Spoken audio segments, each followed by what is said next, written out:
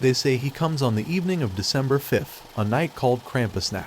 You can usually hear him coming, as the soft steps of his bare human foot alternate with a clip-clop of his cloven hoof. And when you see him, you'll instantly notice that he's armed with birch branches, so he can beat naughty children.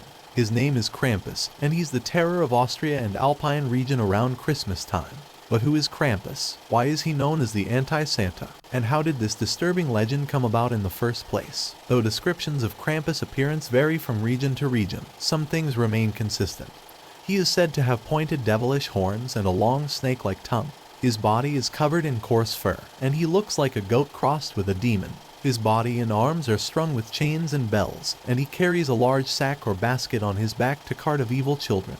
Krampus comes to town the night before the feast of St. Nicholas and visits all the houses to dish out his punishments. If you're lucky, you might just get swatted with a birch branch. If you're not, you'll wind up in the sack. After that, your fate is anyone's guess. The legends suggest you might be eaten as a snack, drowned in a river, or even dropped off in hell. Sometimes Krampus is accompanied by St. Nicholas, who isn't known to bother himself with naughty children in Central Europe. Instead, he focuses on handing out presents to well-behaved kids and then leaves the rest up to his sinister counterpart. How did Krampus become a regular part of holiday fun in places like Austria, Bavaria, the Czech Republic, and Slovenia? Nobody is entirely certain, but most people believe that Krampus originally hails from the Alpine region's pagan past. His name comes from the German word Krampen, which means claw, and he bears a striking resemblance to the Old Norse legends about the son of Hel, the god of the underworld.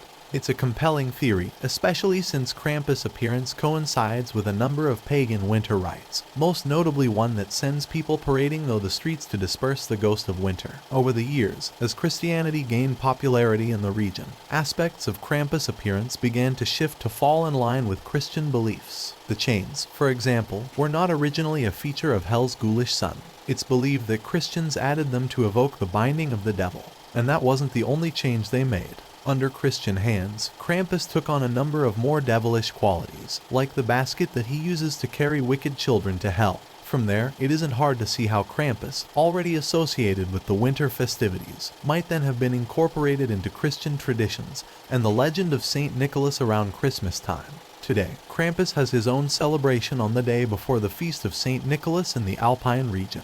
Every evening on December 5th, a night called Krampusnacht, elegantly dressed St. Nicholas pair up with monstrously outfitted Krampuses and make the rounds to homes and businesses, offering gifts and playful threats. Some people exchange Krampusnacht greeting cards that depict the horned beast alongside festive and funny messages. Sometimes, large groups of people dress up as Krampus and run amok throughout the streets, chasing friends and strangers with birch sticks. This activity is especially popular among young men.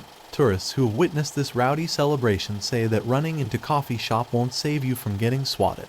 And the swats aren't exactly gentle, but luckily they're usually confined to the legs, and the festive atmosphere often makes up for the occasional welt. The tradition has become an important one in many countries and has come to include expensive handmade masks, elaborate costumes, and even parades. Though some complain that the celebration is becoming too commercialized, many aspects of the old festival endure. Krampus masks, for example, are typically carved from wood and they are the products of significant labor. And artisans often work for months on the costumes, which sometimes end up on display in museums as examples of a living tradition of folk art.